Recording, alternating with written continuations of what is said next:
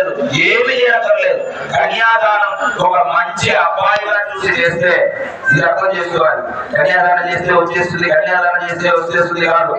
ఒక మంచి అబ్బాయిగా ఆ అమ్మాయికి తగినగా ఉండేటువంటి ఆ అబ్బాయిని చూసి ఎవరు వాళ్ళ అమ్మా నాన్నగారు కన్యాదానం చేస్తారో వాళ్లకు బ్రహ్మలోకం లభిస్తుందట. ఆ బ్రహ్మలోకం ఎంత తపస్సు చేసినా ఇంద్రాది దిగ్పాలకులకే దొరకదు ఆ బ్రహ్మలోకం. అటువంటి బ్రహ్మలోకం ఒక కన్యాదానం చేయడం వలన ఆ అబ్బాయికి ఆ అమ్మాయి యొక్క అమ్మా నాన్నకు లభిస్తుందంటే ఆ కన్యాదానానికి ఎంత గొప్పదని చూడండి. ఇంకొక విశేషం ఏంటి, ఎందుకోసం దీని పేరు దానానికి అంత రాజు అని చెప్తున్నామంటే, ఇప్పుడు కన్యాదానం చేసేటప్పుడు ఏం చెప్తున్నామంటే ఇదం నమమా, ఇది నాది కాదు. గోదానం చేస్తే గోదానం ఇదం నమమా, దానం ఇచ్చేటప్పుడు హేమబీజం విభావతో అనంతపుణ్య ఫలం అలశాంతి ప్రయత్నమే గోదానం సబ్రాహ్మణ రూపేణ తుభ్యమహం సంప్రదతే నామమ నామమ. ఆ ఆవు నాది కాదు అని దానం ఇస్తాం. ఆ వస్త్రదానం ఇచ్చేటప్పుడు ఆ వస్త్రం నాది కాదు. శాలిగ్రామం ఇచ్చేటప్పుడు నమమ, అది నాది కాదు. ఏ దానం ఇచ్చినా నమమ నమమ నమమ, అది నాది కాదు, అది నాది కాదు, నీదే ఇస్తున్నాం. కానీ కన్యాదానం చేయడం అప్పుడు మాత్రమే కన్యాం గణక సంపన్న సకల వర్ణేయుగా దాస్యామి విష్ణవే తుభ్యం బ్రహ్మలోకే జిగీషయ.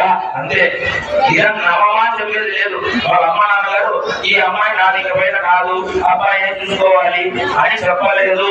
నమమ కన్యాదానానికి మాత్రమే ఉండదు. అటువంటి కన్యాదానానికి గొప్పతనం అది. ఏ దానం ఇచ్చినా బెదిరిస్తారా? ఈ ఆవును సక్రమంగా చూసుకోకపోతే నీకు నిన్ను చూడు కోర్టు కేసులో వేస్తా అని ఆవు దానం ఇస్తారా? మీరు గోదానం చేస్తారా? స్వర్ణదానం అలా చేస్తారా? కానీ కన్యాదానం చేసేటప్పుడు మాత్రం సాక్షిణ్యా సర్వదేవతా సాక్షిణ్యా.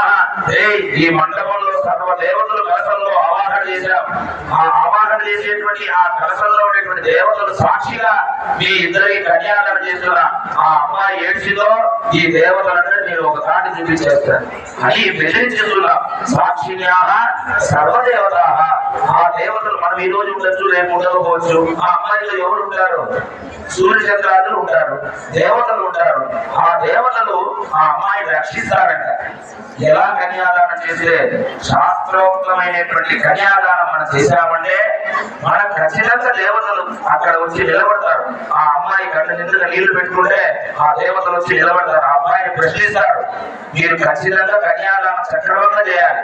ఇప్పుడు అంతా ఫ్యాషన్ అయిపోయి జీలకర్ర బెల్లం పెట్టండి అంటే ఫోటో స్టూడియో ఆయిపడి చూస్తారు. జీలకర్ర బెల్లం అమ్మా నాన్నని చూసి అమ్మాయి అబ్బాయి చూసుకోవాలి అంటే ఫోటోగ్రాఫర్ని చూస్తారు.